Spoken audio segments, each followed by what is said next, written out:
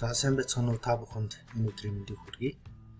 За тэгэхээр бид бүхэн энэхүү номоор улсын сургалт гэж жоохон юу болох талаар төрлийн сургалтын хэлбэр болох талаар үзэж байгаа лээ. Тэгэхээр бид бүхний өмнө ер нь улсын сургалт гэж юу вэ гэдэг асуулт тавигдж байна. За энэхүү асуултыг бид олон багшаас асууж үзсэн. За мөн олон багш ч гэсэн ингэж хэлэх бах.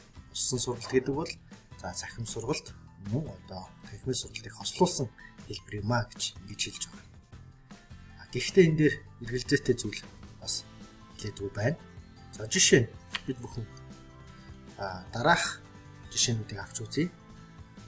Тухайн багш анги дээр за ухаалаг самбар ч юм тийм ээ, эсвэл телевизээр ашиглаад, эсвэл тийм ээ интерактив борд ашиглаад тодорхой контент агуулгыг, жишээ нь мэдээгийн контент агуулгыг та бүхэн хүүхдүүдэд үзүүлсэн гэж юм жишээ.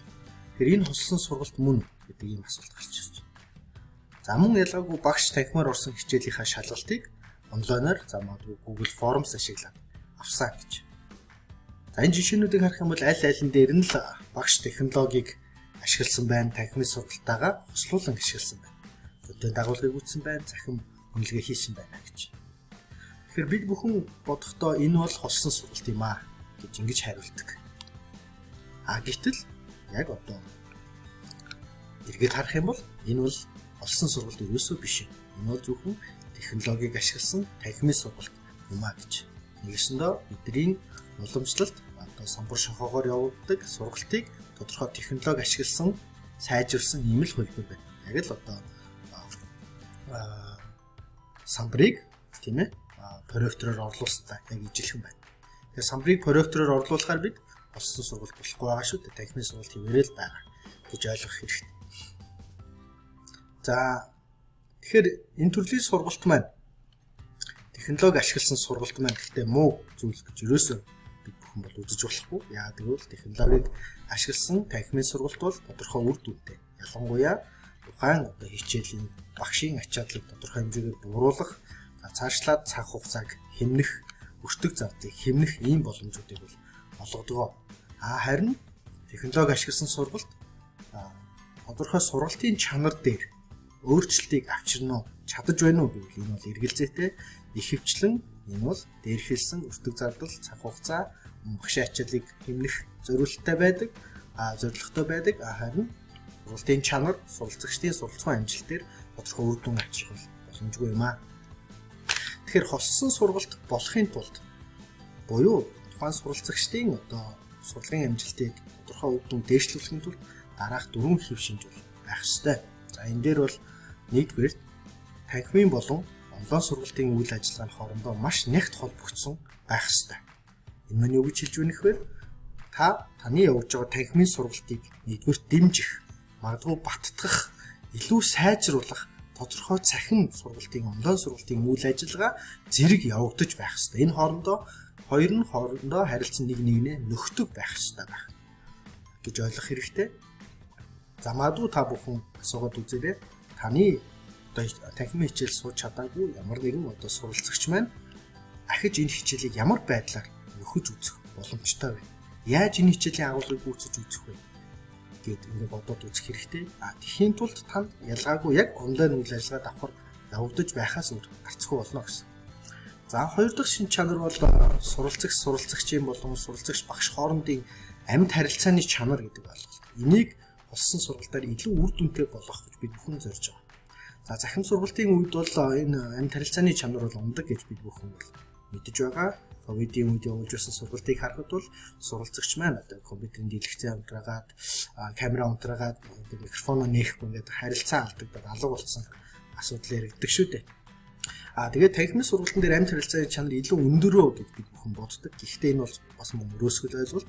Яагаад гэвэл тухайн одоо хичээлийн 40 минутын дээр ангид байгаа 30 суралцагчтай тухайн багш маань хүн болгондоо нэг нэнгүү ярилцаж, оншилж, тулж харьцах боломж бас л байдаггүй шүү дээ. Тэгвэл хослон сургалтын тодорхой арга загваруудыг бид ашигласнаар танхимын сургалт, онлайн сургалтын аль альнаас нь илүү үр дүнтэй харилцааг дүү хүүхдтэйгээ тулж ажиллах боломжтой энэ амьд харилцааг бид бүхэн бий болгох боломжтой юм а гэж ойлгох хэрэгтэй. За 3 дугаарх нь хослон сургалтын үндсэн хэв шинж бол суралцагчдад тодорхой боломж олгох, суралцахуугаа өөрөө удирдах боломжийг олгох ёстой байдаг. Нэгсэндээ хувь хүн чиглэсэн суралцахыг холсон сургалт маань дэмжиж байх ёстой. Энэ юу хэлж байна вэ гэхээр холсон сургалтын арга загваруудыг ашиглаж энэ технологиг танхимын сургалтайгаа интеграц хийснээр та тухайн суралцагчдаа сурах орчны хувьд, сурах хурдын хувьд, сурах агуулгын хувьд мөн үнэлгээний хувьд тодорхой эрх чөлөө уян хатан байдлыг өгч байгаа өгөх ёстой юм а гэсэн. Тэгэхээр уламжлалт танхимын сургалтыг бид бүхэн дараагийн төвшөнд аваачих, өвөн чиглэсэн суралцахыг дэмжих ганц боломж бол энэ холсон сургалт юм а гэж хэлсэн зүйтэй. За дөрөвдүгээрх нь холсон сургалт бол тодорхой ангитай байдаг. Нэгсэндээ онлайн ангитай байдаг гэж хэлэх зүйтэй. За өнөөдөр бид танхимын сургалтын дээр хичээл сургалтын үйл ажиллагааг явуулахын тулд бидэрт тэнд багш байх ёстой, суралцагч байх ёстой, тийм ээ. Контент агуулга байх ёстой, самбар орчин бүх зүйл байж энэ сургалт явагдаж байгаа. Тэгвэл яг энэ танхимын сургалтын дээр байгаа олон төрлийн хэв шинжийг агуулсан онлайн цахим орчин мөн таны холсон сургалтанд байж энэ бол одоо үр дүнтэй сургалт болно гэж ойлгох хэрэгтэй. Жишээ нь анги дээр багш хүүхдээ одоо юу гэрмээ хүүхэд багшаас зөвлөгөө зааврыг одоо цагаалтгүй шууд фидбек авч чадаж байгаа шиг онлайн орчин ч гэсэн ийм харилцаа үүсэж байх хэрэгтэй.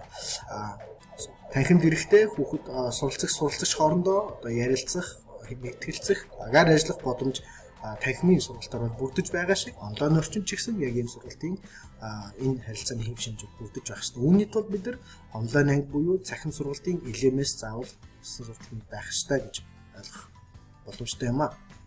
Тэгэхээр уламжлалт холсон сургалт гэдэг маань зөвхөн нэг технологиг ашигласан танхимын сургалт бол ерөөсөө биш юм байна. Энэ бол технологиг ашигласнаар илүү үр дүнтэй үр дүн бий болгож байгаа, суралцсан үр дүн дээшлүүлэх гэж байгаа ийм сургалт гэж ойлгох зүйтэй. За тэгэхээр холсон сургалтын тодорхойлтыг бид бүхэн унших юм бол за мэдээж онлайн болон танхимын сургалтыг хослуулнаа гэж байна. Гэхдээ энэ дээр нэг чухал зүйл маань юу вэ гэхээр энэ бол стратеги юм а гэж байна. За энэ нь юу хэлж байна вэ гэхээр бид өөрийн танхимын сургалтанд онлайн элементүүдийг тодорхой хэмжээгээр нэмэхийн тулд ямар нэгэн стратегийг ашиглах ёстой. Тэгэхээр бидний стратеги юу байх ёстой вэ гэхээр танхимын сургалтын дээр ямар нэгэн асуудал бэрхшээл гарч байгаа бол за жишээ нь магадгүй таны хичээлийн агуулга хичээлийн цагтаа багтахгүй байгаа бол зарим суралцагчид маань идэх оролцоо буурч байгаа бол тухайн агуулга дээр хүүхэд хоцрогдож байгаа магадгүй хүүхдүүдийн идэх оролцоог илүү сайжруулах хэрэгцээ шаардлага үүсэж байгаа.